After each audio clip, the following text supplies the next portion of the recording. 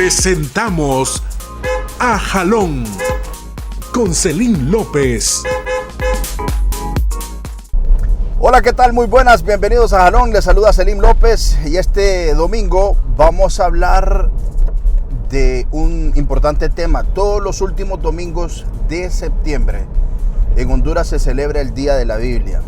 Somos el único país que está con esta modalidad decretada en su ley. Hacemos un día especial para honrar el libro de la vida, el libro de la verdad. Y sobre la importancia de la Biblia en Honduras, voy a abordar este tema con un particular amigo, alguien que lo conozco desde hace mucho tiempo y que estoy seguro que se ha encargado de estudiarla, de entenderla, de analizarla para poder predicarla. Estoy hablando del pastor Pedro Reyes de la Iglesia Cristiana Vida Abundante, quien hoy me honra con su presencia. Vamos a conocer su historia y obviamente vamos a hablar de la importancia de la Biblia en nuestras vidas. Así es que le pido que se quede con nosotros y disfrute del Jalón con el pastor Pedro Reyes. A Jalón. Pastor Pedro Reyes. ¿Cómo está usted? Qué bueno verlo, pastor. Gracias por aceptar la invitación de Jalón. Yo describía al inicio de esta entrevista que voy a hablar con un amigo, alguien a quien yo respeto, que conozco desde hace mucho tiempo, y que vamos a hablar, entre otras cosas, de la bendición que tiene Honduras, de que en su ley está decretado celebrar el Día de la Biblia, y somos, si no me equivoco, el único país en Latinoamérica que tenemos esto.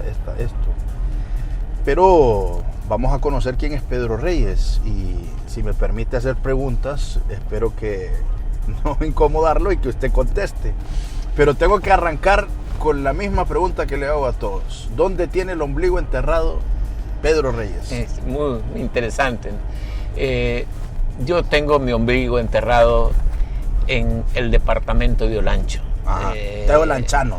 Olanchano, en una aldea llamada Punoare. Mi padre, un hombre que le trabajó la agricultura y que decidió de alguna forma sacar a sus hijos de la aldea a la ciudad para que estudiaran, y con aquellas situaciones precarias lo hizo con mis hermanos mayores, y ya su servidor, que era el último de la familia, hasta que terminaran los otros podía venir a salir de la aldea hacia la ciudad, y yo agradezco a mi papá. ¿Cómo se llamaba? Víctor Manuel Reyes. Víctor Manuel Reyes. ¿Su mamá? Sí. Mi madre, Tomasa Turcio de Reyes. Tomasa. ¿Y cuántos hermanos tenía? Somos 8 hermanos. Los 2 mayores ya partieron para estar con el Señor. Hemos quedado 6. Uno de ellos vive en Europa ya muchos años, vive en Dinamarca. La otra vive en Los Ángeles, California. Y el otro vive en Costa Rica. Estamos regados. Sí. Y mi hermana, la mayor, vive aquí en Tegucigalpa, y solo un hermano vive en el departamento de Olancho. Ok, y por ser el menor, ¿usted fue el consentido? Bueno, yo creo que no tanto así. Yo creo que fui un poco más esclavo que consentido, porque cuando tenía que buscarse un par de zapatos, quien tenía que buscarlo era su servidor para el hermano mayor.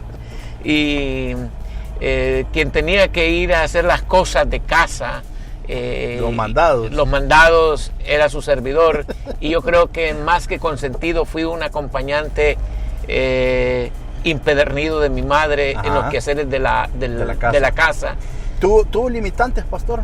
Muchas limitantes. Usted sabe, nacer en una aldea es un milagro. Primero, yo ahora que soy un hombre mayor, estoy tan agradecido con Dios, porque en aquel entonces, Celín, uno nacía a la sombra de una partera. No tenía un obstetra, no tenía un médico, un ginecólogo, y salimos por la gracia y la misericordia de Dios, y todas las pestes que se venían las recibimos, pero Dios tenía un plan divinamente Claro. trazado y Ya nos vamos a ir viendo cómo se desarrolló y se ejecutó, por cierto. sí. Pero tuvo que trabajar desde niño. O sea, Desde niño, fue yo- usted un niño que le dijeron, bueno, fíjese que usted tiene que aportar para la casa, tiene que trabajar. Bueno, mi papá era de origen salvadoreño Ujú. y los salvadoreños son tenaces para trabajar. Sí. Y mi papá nos levantaba muy de madrugada para ir a los potreros y para ordeñar unas pocas vacas. Yo no diría hacienda, eran pocas. Ujú. Pero nos enseñó a trabajar y yo no le tengo miedo al trabajo por Sí, eso, sí, pues, sí, porque fue una formación en casa y Y eso determinó su carácter como hombre, Claro. su responsabilidad. O formó sea, carácter sí. y yo creo que agradezco a Dios porque cuando era un preadolescente odié a mi papá porque no me daba el espacio de jugar y hoy amo lo que él hizo Sí, por mí, claro, pues, sí. porque realmente yo me sentía feliz cuando él iba de la aldea a la ciudad y dedicaba tiempo para uno o 2 días hacía viajes. Yo era feliz porque tenía el tiempo como para jugar, como para alegrarme con los demás vecinos de mi edad. Pero ¿A los cuántos? O sea, porque me dicen que, y he hablado con varias personas y me dicen, sí, a mí me costó, o tenía que esperar que mis papás sacaran a mis hermanos. ¿A los cuántos años ya ingresó formalmente a la escuela? ok, yo entré a la escuela, salí como de 14 años de 6º grado. Ajá. Y tuve que esperar 3 años porque mi hermano mayor estaba estudiando agronomía en Ceiba. Ujú. Y mi papá tenía que pagar y el otro estaba aquí en Tegucigalpa estudiando ingeniería civil. Ujú. Y entonces la tesis era de que cuando ellos terminen, usted va. Híjole. Entonces era un poco frustrante. Sí. Y yo ya vine como a los 17 años a primer curso. Nunca perdí un año. Ajá. Pero Siempre fue disciplinado. no, es difícil cuando uno viene de la aldea a la ciudad. Ujú. Los de la ciudad lo ven como montuno, como que trae todavía algunos mozotes y todas las cosas. Pero soportamos aquel bullying. Ajá. Hoy conozco el término Sí, bullying, sí, en sí, aquel sí. entonces Sí. no se conocía y lo logramos vencer con el estudio, con la disciplina que habíamos recibido en casa. Pero ¿quién lo trae a Tegucigalpa y por qué lo trae? Ok, a Tegucigalpa, yo cuando termino mi segundo de bachillerato, mi madre muere Ajá. ese año. Y las condiciones para seguir estudiando en la universidad eran bien complicadas. Yo estoy dando en una aldea que se llama Jutiquile una clase que se llama la Carta a los Efesios. Yo estaba dando la armadura de Dios. Y llegó un muchacho de aquí, del barrio La Guadalupe, y el tipo quedó tan impactado que me dice, ¿y usted qué hace? No, yo ya terminé mi bachillerato y voy a servir al Señor. Me dijo, ¿y por qué no se va para Tegucigalpa? Me vine con él para Tegucigalpa. Espéreme, pero entonces ya estaba entrelazado Mi fe. No, sí, y a lo que usted se iba a dedicar por el resto de su vida. Es correcto. O sea, que desde muy joven usted ya sabía que... No, yo nunca fui católico apostólico romano, fui católico. Ajá. Pero desde niño yo recibí escuelas bíblicas de vacaciones. Ya me va a contar eso específicamente de la religión, solo la formación personal, Sí. antes que espiritual de Pedro. Entonces lo trae ese muchacho de la Guadalupe y con él se viene Me vengo para estudiar la universidad. y voy a hacer examen para aplicar una beca en la pedagógica, en aquel entonces Escuela Superior del Profesorado. Ok. Y me gano la beca. Y entonces... Sí, pero ahí era que tenía no, cuello con Diosito y le no, estaba ya, ayudando, ya era un designio Sí, divino. sí. Y la cosa es que la beca primero eran 150 lempiras. Y yo llegué a obtener la beca hasta 200 lempiras. Pucha. Pero aquello me servía para pagar el cuarto, para comer. ¿Qué año? Y estamos hablando del 84. Sí. Y- Todavía rendía el dinero. Sí, el pasaje del bus eran 20 centavos. Sí. Y yo recuerdo que de eso yo daba mi diezmo al Señor y nunca me faltó nada. La vez pasada estuve hablando con el pastor Alberto Solórzano. Sí. Aquí me acompañó y hablábamos justamente del diezmo y cómo lo atacan gente que no entiende y Sí. cómo hay gente que no cree en eso, que asegura que bueno, dar el 10% de lo que yo gano es porque los pastores se lo van a comer. Sí. ¿Qué dice usted en relación a eso? Bueno, ya entrando en el tema teológico, yo creo que el diezmo es un acto de fe y de disciplina. No es una cuestión burda ni de hacer ricos a alguien y empobrecer a otros. O sus finanzas particulares. O sus finanzas particulares. La Biblia lo demanda y así nosotros comenzamos a hacerlo. El diezmo es antes de la ley y es después de la ley y es después de la gracia. Entonces la gracia en Cristo nos permite ser generosos y la generosidad no nos permite envejecer ni arrugarnos, sino florecer. Y yo creo que lo aprendí desde muy jovencito. O sea, con esa beca de 200 usted daba el 10%. Yo daba el 10% al Señor. Y Dios fue tan maravilloso que le rindió para todo. Me rindió para todo. Cualquiera puede decir, ¿cómo podías darle ahí? ¿No? Pero esa fue mi experiencia, esa es mi historia. Pero en la universidad, o sea, sacó ¿qué específicamente? Yo saqué humanidades, ciencias sociales. Sí.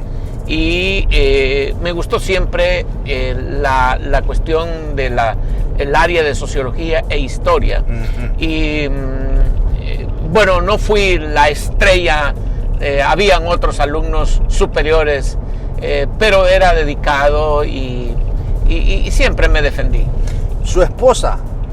¿Dónde la conoce? Sí, Ana se llama. ¿Sí? Ana la conozco.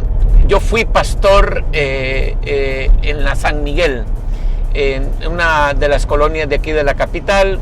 En aquel entonces trabajaba con gente muy de escasos recursos y Ana era secretaria de bilingüe, graduada en el Virginia SAP y era miembro de la congregación. Y ella se enamoró del pastor y el pastor se enamoró de ella. En otras palabras, ella es mi esposa. Sí, pero supo enamorarla, llegó, fue amor a primera vista, dijo, esta es la mía, Señor, dame señal si con ella me tengo que casar. ¿Cómo fue? Es interesante porque cuando uno es líder, como que todas las hermanitas se enamoran, pero cuando uno tiene definida una misión y una visión de parte de Dios, es serio en ese sentido. Sí. Y yo oré al Señor y hoy tengo 31 años de convivir, no con la misma esposa, ni ella con el mismo esposo, porque yo no estoy casado con la misma esposa, no es que tenga otra, no, sino que vamos evolucionando, hemos creciendo juntos. Y yo amo hoy más a mi señora que cuando me casé. Mire, qué y Ana no es la misma cuando yo me casé con ella, es otra. Ha madurado, ha crecido como ella. Cuando se casó conmigo, no soy el mismo, yo soy otro. Y yo creo que eso es lo que ha enriquecido. Y en 31 años se han sabido complementar y se han sabido entender. Yo creo que más que eso, nos hemos soportado los unos a los otros, siendo honestos. Hemos tenido encuentros y encontronazos. Yo le voy a contar, el pasado mes de agosto yo fui al culto, ¿verdad? A la iglesia, a la reunión. Sí, a la reunión. Y usted estaba predicando de la importancia del hombre, del rol del hombre en la familia. A la cabeza, sí, cuida, ama y gobierna, sí. Y entonces usted decía, hombre, hay veces que, Dios mío, dice, yo me lleno de paciencia, Señor, dice usted. Hay veces que yo tengo frío y ella tiene calor. Sí. Hay veces que... Sí. Y es parte de... Yo con todos los entrevistados hago específicamente este espacio para que sepan, pues, justamente que los matrimonios no son color de rosa. No. Hay encontronazos, hay situaciones difíciles. Es una empresa. Sí, y también en los pastores. Sí. No, somos humanos. Sí, sí, por eso, o sea, sí. porque pueden decir la gente, que es pastor, no tiene problema, porque claro que sí tiene problemas. Claro. ¿Y cómo los ha sabido sortear? Es importante. Me gusta que me haga esa pregunta porque el matrimonio es una empresa que solo con la gracia y el favor de Dios puede lograrse. Y yo decía exactamente que no es fácil convivir con alguien cuando vienen esos cambios hormonales, esos cambios climatológicos de la menopausia, sí. Que cuando ella dice que hace frío y está haciendo calor, sí. O cuando está haciendo calor, ella dice qué frío. Sí. Entonces uno tiene que llenarse de tolerancia y de saber que esa es una cosa temporal y que eso no me va a permitir ir a buscar otra señora, eso no me va a permitir ir a satisfacer mis necesidades, sí. Con alguien, sino que tener la autoridad del autogobierno y el dominio propio por honrar a Dios, por honrar a mis hijos y honrar a todos los hombres y mujeres que nos ven en esa plataforma, sí. Predicar. Porque usted es ejemplo. Sí, y yo quiero seguirlo siendo. Sí. Pero, y aquí con todo respeto, no significa que el diablo no lo ha tentado. No, eso es... O sea, usted dijo, desde que era líder de jóvenes, sí. Le salían, y ahora ya siendo pastor, también me imagino. Yo creo que siempre recuerdo a un pastor anciano, don Pedro Oliva, murió a los 95 años, decía que tenemos 3 poderes infernales como enemigos: el mundo, el demonio y la carne. Y aun cuando usted tenga los años que tenga, siempre estará allí esa pendiente, esa tentación.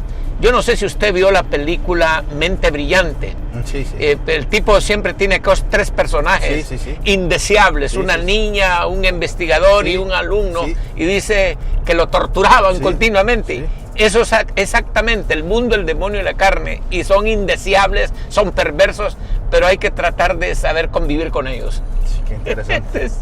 ¿Hijos cuántos? Tengo 3 hijos. Mi hijo mayor va a cumplir 30 años y el segundo 28. Son arquitectos los 2. Pucha. Y mi hija menor de 24 años es ingeniero industrial. Qué interesante. Sí. Personalmente, como jefe de su familia, ¿cree y se siente orgulloso de hasta donde usted, con su esfuerzo, obviamente con la mano de Dios, ha llevado a su familia, ha llevado a su matrimonio? ¿O siente que pudo haber hecho más o puede hacer más? Bueno, yo creo que hay satisfacciones maravillosas. Número 1, yo salí de una aldea con aquellas precariedades, y si yo muero voy a dejar a Honduras mejor que como la encontré, porque la dejo con 3 profesionales, gente que no son problema para la sociedad ni para el Estado, y que son muy trabajadores, pero con una frustración. Y yo quiero ser muy franco con usted. El hombre puede tener todo el conocimiento y puede adquirir todas las habilidades, pero si no tiene una actitud correcta, la actitud de la fe para mí es importante. Un compromiso con Dios es un compromiso con el prójimo. Y yo soy una persona que aprendí de mi madre ser solidario con el necesitado. Mi mamá era la sastra de la aldea. Pero pasaba un alcohólico que tenía hambre, ella dejaba de costurar, se movía, le ponía comida, le daba comida, moría alguien, ella le hacía la mortaja y no cobraba. Es decir, y yo vi todo aquello. Entonces, cuando yo entrego mi vida al Señor en ayudar a jóvenes, en ayudar a matrimonios, en ayudar a otros, eso les digo a mis hijos, que cuando sean bendecidos, que no rían a escondidas ni coman a escondidas, sino que compartan con el que tiene y padece necesidad. Y yo creo que qué bueno que han logrado sus profesiones, pero que no sean mezquinos, que compartan y que hagan el bien Como lo hacía su mamá. Como lo hacía mi madre y como yo lo estoy tratando de hacer. Yo quiero hacer el bien y lo quiero hacer bien. Es decir, no quiero perder mi tiempo. Respuesta corta. ¿Sigue jugando fútbol? Porque compartimos canchas de fútbol. Sí. Yo dejé las canchas de fútbol y ahora troto. Corro 21 kilómetros a la semana. Ajá. En el campo Parada Marte, una parte y otra en la Vía Olímpica. Lo hago no por estética, sino por salud. Sí. Porque yo creo que debo de invertir en la salud y no quiero gastar en la enfermedad. Entonces hay mucha gente que está gastando en la enfermedad. Quiero decir que usted es goleador, va. Yo me acuerdo que pelota que le quedaba en el área era gol. Yo le pegaba, pero son cosas que pasan y realmente me gusta el fútbol. No me gusta ir a los estadios. Es bien complicado ahora. Y la verdad es que siempre que he ido 1, 2 o 3 veces, voy disfrazado, pero siempre hay alguien que me, hola Pastor Pedro, y eso como, no es que me da pena mi profesión, sino que casi me piden oración ahí, y uno de repente va como para desestresarse, divertir, pero hoy más le provoca espanto y miedo claro. Estar en un coloso como es el Tiburcio Carías Andino. Sí. Bueno, yo también estuve en su prédica cuando usted contó cómo llegó a los pies del Señor. Sí. Y ya para entrar al tema que vamos a concluir también tocando la importancia de la Biblia en Honduras y partiendo de que el último domingo de este mes de septiembre pues se celebra este acontecimiento. Yo recuerdo que me impactó el hecho de que usted dijera que llegaron unos misioneros a su comunidad y que usted sintió ese llamado siendo niño y que incluso hasta se salía de la ventana de la cocina para ir a estar ahí. Y dije yo, hombre, definitivamente que la gente que está destinada para algo, porque lo he visto con tanto invitado acá, desde Cipotillo está haciendo a lo que hoy se dedica. Y usted, bueno, no sé si se raspó los piecitos, pero ahí se fue afuera, saliendo por la ventana de su cocina. Cuéntenos, por favor. Es importante la figura de la cocina. Es decir, siempre estaba acompañando a mi madre en los quehaceres de la cocina. Y entonces... ¿puede cocinar, por cierto? Sí, aprendí a cocinar con mi madre, pero más que todo mi trabajo era lavarle la loza y arreglar las camas y quebrarle el maíz. Antes era un molino. Pero esa vez yo tenía como 6 años cuando vinieron invitando con megáfono a los niños para recibir escuelas bíblicas de vacaciones bajo de un árbol en mi aldea. Y yo recuerdo que me lancé por la ventana de la cocina de mi madre y seguí la caravana y ya vi gente, muchachas que hoy son señoras, algunas ya viven, otras no, dándole escuela bíblica de vacaciones. Y allí yo conozco a Jesús como mi Señor, pintando en aquellas, haciendo las pinturas de las barcas de los discípulos, y luego al final le daban un certificado. Y yo recuerdo que en las escuelas bíblicas de vacaciones hacían la clausura y yo esperaba que dijeran mi nombre para recibir mi certificado. Pero luego después se terminaba la escuela bíblica de vacaciones y venía la escuela dominical, ya los domingos en la iglesia. Y yo era sumamente inquieto, hiperactivo, y recuerdo que la señorita Daisy Ayala decía, dejen a este niño porque este niño Dios lo va a usar como predicador del evangelio. Ella lo profetizó y mis padres católicos de la religión católica apostólica romana, pero yo nunca lo fui. Es decir, porque jamás desde niño, ya cuando crecí y me mandaron de la aldea a la ciudad, yo ya busqué una iglesia evangélica. No busqué una parroquia. O sea, ¿aquí en Tegucigalpa? Ya, no, de la aldea pasé a Juticalpa. Juticalpa era la cabecera departamental. Claro. Entonces ahí yo ya busqué una iglesia evangélica, la iglesia evangélica de Santidad, donde yo como... ¿Pero por qué? Solo porque... Porque mi línea ya venía de niño de las escuelas bíblicas de vacaciones. Claro. Entonces eso me hacía a mí... eso incidió en que usted no se hiciera católico como tal, sino que evangélico. Sí, evangélico, sí. Ok, entonces este muchacho, este niño creció escuchando la palabra de Dios, Sí. fue un adolescente escuchando Sí. la palabra de Dios, y ya cómo y cuándo formalmente empieza a dar los pasos para convertirse en pastor. Sí, ok. Yo como adolescente adolecía de todo. Y adolescencia es sentir dolor en el desarrollo. Y yo obviamente ya en mi primero de bachillerato, comenzando mi primero de bachillerato, yo consagré mi vida al Señor. Yo entregué mi vida al Señor y le dije: Señor, yo voy a entregarte mi vida para que tú la uses. Y a partir de ahí yo comencé a dejar amistades que no eran convenientes. Comencé a dejar de visitar sitios que no me abonaban. Comencé a guardarme para el Señor. Y recuerdo que en mi segundo bachillerato fui un buen alumno. Y luego ya cuando terminé mi bachillerato, que supuestamente no tenía para dónde agarrar porque no había recurso, quería trabajar como maestro empírico en la escuela El Sembrador, pero eso pasó. Dios mandó un muchacho que me trajo y así logré salir de la universidad actual pedagógica. Sí.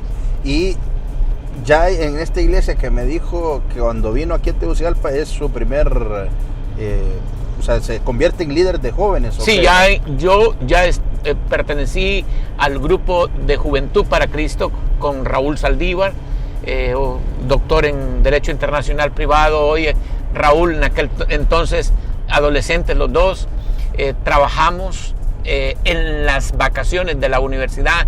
Íbamos por aldeas y caseríos de todo Honduras, excepto La Mosquitia. Por lo lejos. Sí, por lo lejos. Sí, y por el dinero, porque sí, no teníamos para pagar el boleto aéreo. El boleto aéreo, sí. Ok, y bueno, ¿cuándo y cómo entra a Vida Abundante? Allí es algo muy importante. Pero o sea, en la iglesia aquí en Tegucigalpa, donde usted vino... Fue la Iglesia Evangélica de Santidad del barrio La Ronda. Ok, y siempre estuvo ahí. Ahí estuve con don Enrique Peñalba. Hasta después de que hizo, ¿qué? Cuando yo termino mi carrera en la universidad y soy docente de Ciencias Sociales en el Virginia SAP, Vida Abundante necesita un profesor evangélico y de Ciencias Sociales, porque no eran común, ¿no? Nadie como evangélico podía estudiar Ciencias Sociales, claro, porque... por ese estigma del comunismo, de estudiar a Karl Marx, a Federico Engels, a Gramsci, etcétera. Pero la tesis es que cuando yo estoy ahí en Virginia, recibo una llamada de Vida Abundante que me necesitan como docente, y yo tenía unas horas libres. Entonces yo les dije: estas son las horas libres, y ellos me acomodaron mi horario. Ajá. Cuando yo estoy dando mis clases, se asomaba el pastor Evelio y me observaba nada más y no decía nada.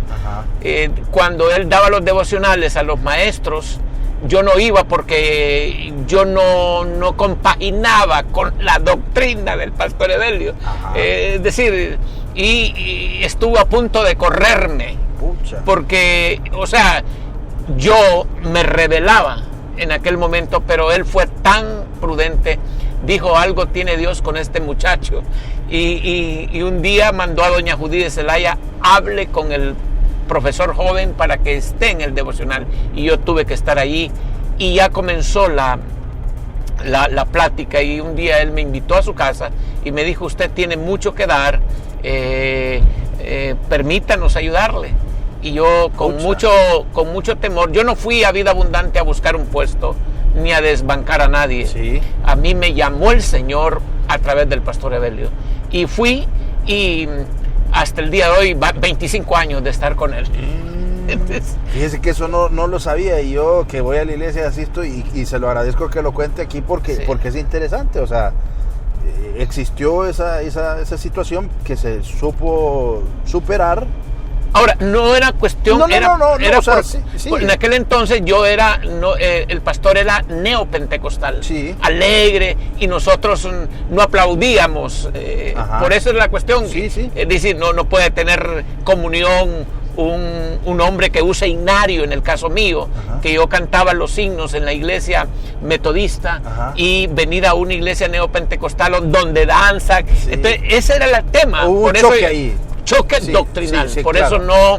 Pero no choque particular. No. Fue más que todo por prejuicios doctrinales. Esa es la verdad. Ok, pero se superó y le dio, bueno, el beneficio de la duda y dijo, bueno, vamos a probar a ver, y 25 años después aquí está. Pues. Sí, no, la cosa es que cuando yo experimento la renovación del espíritu en vida abundante con el pastor Evelio, me doy cuenta que estaba dejando de cultivar algo maravilloso.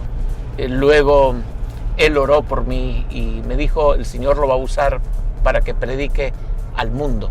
Y fíjese que yo, bueno, a lo largo del tiempo que he estado, he visto una evolución y un crecimiento podría traducirlo yo, y si me equivoco me corrige, de responsabilidades suyas dentro de la iglesia y de responsabilidades suyas como iglesia, representando la iglesia hacia afuera. Usted jugó un papel fundamental en la huelga de los fiscales, sí. Cuando estuvieron en huelga de hambre en los bajos del Congreso Nacional, y que había una postura específica de la Iglesia Cristiana Vida Abundante. Después recuerdo yo que también participó muy intensamente en un programa que se llamaba Honduras con Honra, que justamente era esto, apoyando a los fiscales, que ahora se llama Una América por Honra, y siempre he estado ahí. Yo colaboré un tiempo en Enlace, ¿verdad? Estoy en Enlace, y yo buscaba al pastor para que nos orientara a mí y a un grupo de presentadores, para que siempre estuviéramos apegados y dando la palabra del Señor a los jóvenes a través de Enlace Juvenil. Y siempre ha estado usted, porque si no equivoco también estuvo al frente de los grupos juveniles. Fui el pastor de jóvenes. Fue pastor de jóvenes y ha ido creciendo. Y hoy el pastor Pedro Reyes tiene una postura fuerte, una postura seria, como repito, de la iglesia hacia el gobierno, hacia los funcionarios. Están en jornadas de oración, en diferentes secretarías, y usted está ahí, y lo que me llama la atención es que dijo, yo no le vine a quitar el puesto a nadie, a mí Dios me trajo y a mí me está poniendo a trabajar. No, y eso es lo bonito. Yo creo que fui director del programa Por una Honduras con Honra, y ahí entendí por qué estudié humanidades. Ahí entendí por qué yo escribí mi tesis sobre la participación política de los evangélicos en Honduras. Cuando yo saqué mi carrera de teología, la maestría, yo tuve que escribir una tesis sobre la participación política de los evangélicos en Honduras, y en aquel entonces era bien difícil porque solo había un evangélico que participó en política, que era el doctor Glenn Solomon, de las Islas de la Bahía, y yo tuve que ir a las Islas de la Bahía a conocer, a entrevistar a aquel hombre para poderlo plasmar en mi tesis, sin darme cuenta que con los años el pastor Evelio me llamó para que yo fuera el director de la Oficina de Fe y Política. O sea que ahí las piezas encajaron, y yo estuve en el programa durante 6 años. Fue una experiencia bonita. En aquel momento tan difícil del 2008, en los bajos del Congreso, éramos la conexión de reconciliación entre el presidente del Congreso, el Ministerio Público y el Ejecutivo, por la cuestión de que no se abrían los expedientes de corrupción. Los fiscales como Soraya Morales, Víctor Fernández, Luis, el que está en la oficina ahora actualmente, y Luis Santos y Harry Dixon, que estaban otros muchachos que se unieron, el padre Melo. Entonces hicimos un trabajo allí una experiencia muy bonita, yo creo que enriquecedora. Hoy, de toda esa experiencia tan bonita, la abogada Soraya Morales ha quedado como miembro de nuestra congregación, se congregó con nosotros, la ganamos para el Señor, y hoy ella y sus hijos están ahí con nosotros. Es decir, de todo lo que de repente en nuestra ser párvulos en esa área nos pasó una factura, también tuvimos una ganancia. Sí. Pues qué interesante su historia de vida, su historia de cómo ha ido evolucionando. Ahora, el tema de la Biblia, el tema de este libro de la vida, Sí. ¿Cómo hacer entender a la gente que ahí está la vida y ahí está cómo evitar la muerte? ¿Cómo hacer entender a la gente que ahí está todo escrito? Y que es importante poder, no sé, yo siento que, fíjese que has hecho un análisis en los noticieros en los que pues estoy presentando, y muchas veces he concluido que el haber quitado el tema religioso de las escuelas hoy por hoy nos tiene en una situación muy complicada. Yo siento que de verdad se tiene que predicar de la palabra del Señor en las escuelas para que los niños conozcan. Instruye al niño en el camino del bien y él no se va a apartar, aún cuando esté viejo no se va a apartar. Es correcto. Yo creo, y aquí me permite hacer un análisis. Sí. Mire, los países que abrazaron la Biblia de Europa, el norte de Europa, es lo próspero y bendecido en Europa. Los países contrarreformistas. ¿Qué países en Europa abrazaron la Biblia? Alemania, Próspero. Inglaterra, Próspero. los países escandinavos, Noruega, Suecia, Islandia, Finlandia y Dinamarca, Holanda, Bélgica. Pero los países del sur que fueron antirreformistas o contrarreforma, como Portugal, como España, como Italia, parte de Francia, son países con pobreza en relación a las potencias del norte. Entonces, eso le dice a usted que los que abrazaron la Biblia, el consejo de la palabra, descubrieron que el trabajo no era una maldición, sino una bendición. Entonces, porque antes de la Reforma Protestante del 1517, para muchos el trabajo no era una bendición, sino una maldición. De hecho, algunas madres españolas decían a sus hijos: búscate un trabajo donde no trabajes. Es decir, porque tenía un concepto del trabajo como que era algo maldito. Lo mismo pasó en el continente nuevo americano. Del Río Grande hacia el sur abrazaron la contrarreforma. Del Río Grande hacia el norte se abrazó la Biblia. Y eso nos dice la historia, el cambio que ha habido. Yo creo que para mí la Biblia, yo la he leído más de 25 veces, de pasta a pasta. Y cada vez que la leo encuentro cosas nuevas. Cada vez que la leo me parece que nunca la he leído.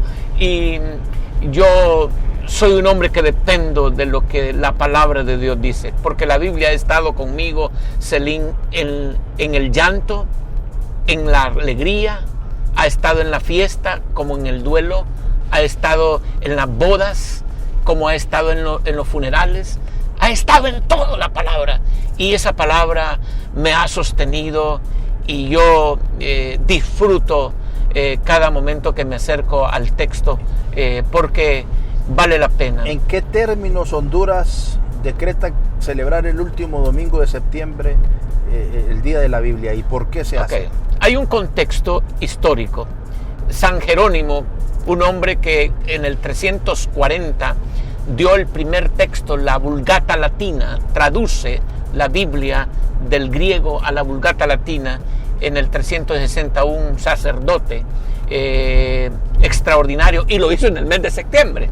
Después viene Cipriano de Valera y hace la primera compilación en 1569. Hizo la traducción en el exilio, en la persecución, en la muerte. Y Cipriano de Valera y Casiodoro de Reina trabajaron esta temática y nos dieron la Biblia, la Reina Valera. Luego, después de estos hombres, ya teníamos a Martín Lutero, que había traducido el Nuevo Testamento en 3 meses del griego al vulgo alemán, el alemán del pueblo. Y más tarde el Antiguo Testamento, tradujeron toda la Biblia, y hoy disfrutamos de diversas versiones de la Biblia. Nueva traducción. Entonces, y todo eso se desarrolló en el mes de septiembre. Por eso, en el año 1987, presentó el doctor Glenn Solomon, como diputado en aquel entonces, la moción de que la Biblia fuera el libro predilecto de los hondureños, y se decretó por decreto legislativo que el libro predilecto de los hondureños es la Biblia, y se celebra el último domingo del mes de septiembre.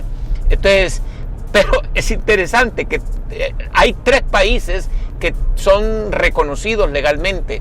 El primero fue República Dominicana, el segundo fue Nicaragua, aunque no lo crea, y el tercero Honduras. De ahí, Guatemala, ellos celebran el Día de la Biblia el 10 de agosto. Colombia lo celebra el 31 de octubre.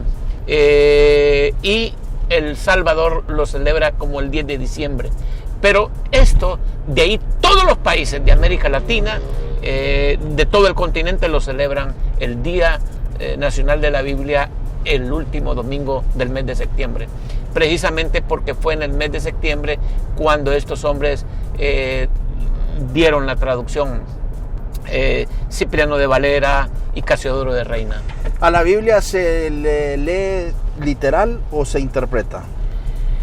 La Biblia es un libro lleno de figuras retóricas.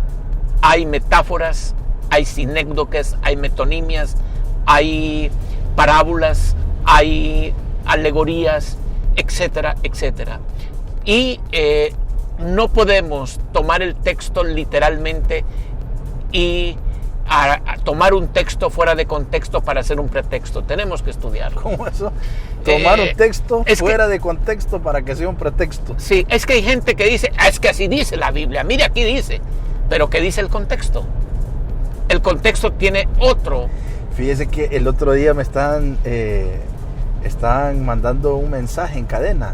Sí. Y dice, bueno, hoy vamos a hacer, y no me acuerdo qué libro, Isaías, o no me acuerdo qué, y decía, cuando usted revisaba la Biblia, hoy vamos a embriagarnos, vamos a no sé qué, y sí. Entonces ya lo están utilizando la Biblia para fines perversos. Sí, perversos, porque sí. La Biblia lo dice, pues vamos a, ¿sabes? Claro. De la cita que estoy diciendo, claro. Vamos a embriagarnos, pero atrás decía que en el espíritu. Ajá, sí, entonces por eso me recordé de eso, porque la gente lo acomoda a su estilo, pues, es correcto. Para generar confusión. Y ese es tomar el texto fuera de contexto para hacer un pretexto. Sí. Entonces yo creo que la Biblia tenemos que entenderla, cuál fue el espíritu del escritor cuando escribió ese texto allá hace 3000 años. ¿Qué quiso decir y qué nos dice ahora en el siglo XXI, en el 2019?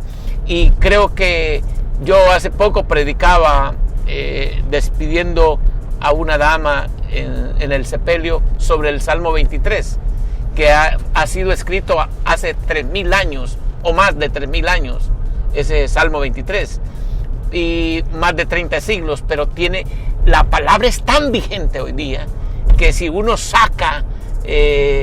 hace la interpretación correcta, trae una bendición enorme para los oyentes y una edificación que la gente nunca se le olvida. Y eso es lo que transforma y eso es lo que cambia. Dios habló con personajes de la Biblia. Dios inspiró la palabra a personajes, sí. Y ellos fueron los que lo escribieron. Está el Antiguo Testamento y está el Nuevo Testamento, pero Por cierto, yo siempre que puedo digo que estoy en el Colegio de la Fe de Vida Abundante. Ya soy graduado del primer nivel sí. Y estoy cursando el segundo nivel. Sí.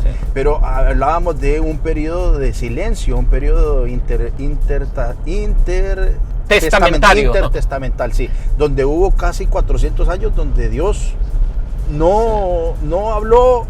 Y por eso hay una distancia. Si nos explica un poco eso, por favor. Es que del Antiguo Testamento al Nuevo Testamento, el Antiguo Testamento tiene 39 libros. Uh-huh. Y hubo un periodo de silencio, el periodo intertestamentario, sí, donde no hubo profeta, donde no hubo voz, donde la gente carecía de esa voz de revelación celestial. Y fueron 400 años. En esos 400 años se dieron las famosas guerras de los macabeos, donde se dividió el imperio de los Ptolomeos, y vinieron allí los Antíoco Epífanes IV y invadió Jerusalén y puso una imagen desoladora en el templo, que era como un cerdo, que los judíos, eso es una abominación, el cerdo, y eso provocó una guerra con Judas Macabeo y toda la cuestión, y sacaron a lo que se llaman todo el sacerdocio, y de ahí surgen los grupos como los fariseos, los saduceos, los esenios y los celotes, que son grupos que después Jesús viene a hablar y que no se une a ninguno de ellos, sino que el cristianismo es esa relación directa con el Padre y es ese acompañamiento de discipulado. Y eso se da en esos años, hasta que nace Juan el Bautista. Dice que nace Juan, donde se conjuga lo apostólico y profético, y Juan comienza a decirle a la gente: arrepentíos y convertíos, porque el reino de los cielos se acerca. Que Juan es primo de Jesús. Entonces, y dijo: he allí el Cordero de Dios que quita el pecado del mundo. Entonces la gente se asustaba, y Juan se iba a las plazas, a las aldeas y a las orillas de los ríos, y la gente le venía a él y le decía: Juan, ¿qué haremos? No, arrepiéntanse y conviértanse de sus malos pecados. Y los soldados venían: Juan, ¿qué hacemos? No extorsionen, estén contentos con su salario, y por favor ya no más corrupción. Y venían de todas partes a hacerle esa pregunta, el ¿qué haremos? Y él siempre tenía una respuesta. El tema aquí, después ya cuando Juan se establece y presenta al Cordero de Dios, entonces ya se desata lo que se terminan los 400 años de silencio o el periodo intertestamentario. Y se escribe el Nuevo Testamento con ¿cuántos libros son? 27 libros, sí, donde está pues prácticamente narrada la vida de Jesús, ¿verdad? Y donde se narra pues... y la verdad es que no son libros todos, ¿verdad? Porque es interesante que tenemos los 4 evangelios y tenemos las epístolas paulinas, que son cartas, no son libros. Uh-huh. Entonces, que son 13 más Hebreos, que la autoría se le da a Pablo, son 14. Uh-huh. Entonces, esos reciben el nombre de libros, pero en realidad son cartas. Sí. La gente le dice a Primera de Reyes, Primera de Crónicas, Primera de Samuel. Eso es incorrecto, porque esos son tomos, son libros. Y ahora sí podemos decirle Primera de Corintios, porque era una carta, Primera de Tesalonicenses, porque son cartas, pero no podemos hablar de Primera de Reyes, porque tenemos que decir primer libro de Reyes, segundo libro de Reyes, primero de Samuel y segundo de Samuel. Esas son cosas de forma, pero que son importantes saberlas. Particularmente cuando yo estaba creciendo, mi abuela, la mamá de mi papá, sí, ella tuvo su iglesia en Choluteca y siempre estuvo hablando de la Biblia y me decía: Selim, lee la Biblia. Pero yo recuerdo de niño que a mí me daba miedo el último libro Sí. libro de la Biblia. Yo solo lo leía Apocalipsis y cerraba la Biblia. Yo no Sí. quería ver nada porque ahí está escrito qué va a pasar. Sí. Ahí cómo va a pasar. Entonces yo de niño, no, a mí el Apocalipsis. Y fíjese que le confieso, aún de adulto, cuando me hacen referencia a Sí. algunas cosas del Apocalipsis, digo yo, ay, Cristo bendito, digo yo. Guárdame, Sí, Señor. cuénteme, porque hay gente... Ok. Hoy yo quiero que sea también muy explicativo. Hay gente que tal vez no sabe qué es lo que encuentra en la Biblia, qué puede encontrar en la Biblia. Por lo general, Apocalipsis es un término griego que significa revelación. Entonces, debería ser más bien la carta escrita a las 7 iglesias que se llama Revelación. Y es un libro profético que tiene que ver con la profecía. Tiene un cumplimiento próximo y un cumplimiento remoto, inmediato y próximo. Entonces, yo creo que algunas cosas proféticas de Apocalipsis ya se cumplieron, ya se dieron, y no tenemos que tener por qué tener miedo, porque no tiene nada que ver con el tiempo actual.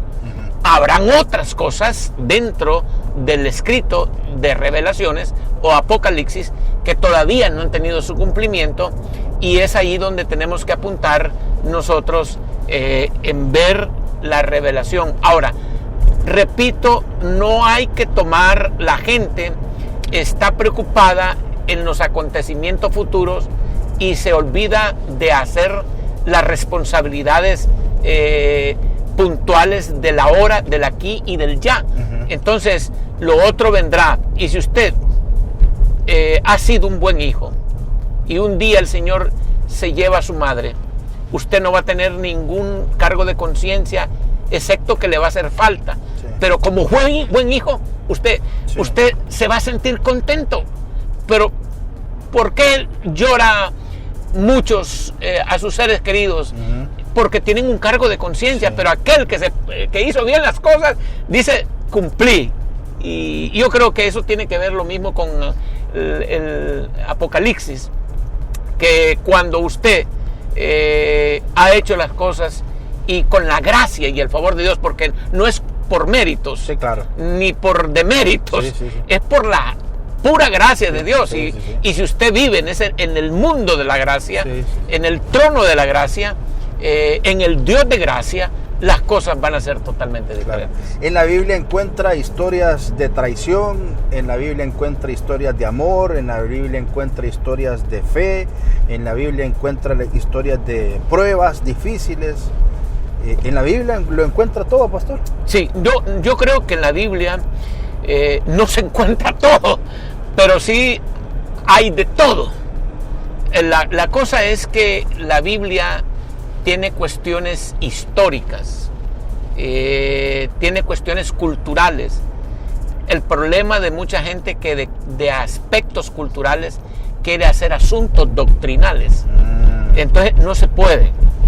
No puede hacer de aspectos informativos de la Biblia una doctrina. Pucha. Entonces, porque eso es muy peligroso. Entonces hay gente que toma un texto que es informativo, de lo que estaba sucediendo en aquel entonces, sucedió, pero como información. No lo puede poner el día de hoy como una norma, como algo normativo. Es que así dice la Biblia. Le voy a poner un caso. El Pablo, por ejemplo, cuando llegó a la ciudad de Corinto, que era un puerto, que escribió, y exactamente escribió cuatro cartas a los Corintos, llegó un momento que les ordena a las mujeres que usen velo. Porque ese velo significaba que estaban bajo una autoridad, es decir, que tenían esposo. Entonces, ¿por qué? Cuando un marinero venía después de 2 años quería cuentearla. No venía a buscar carne en el mercado de cerdo, sino que venía a buscar mujer, pues, así de sencillo. Sí. Entonces, esa era una forma de identificar que ella ya tenía. Entonces, para que no la piropearan o le dijeran alguna cosa de provocación, entonces él veía que estaba con aquel velo, entonces se identificaba y decía, esta está casada. Entonces, pero hay hoy día iglesias evangélicas que entonces dicen, vamos a alabar al Señor, pero póngase el velo. Entonces, esa es una cuestión. Lo he visto. Entonces, una cuestión cultural que pasó allá o informativa, la han hecho una norma. Y eso para poner un ejemplo, y así hay muchas. Pero el hecho de que lo hagan es tan mal.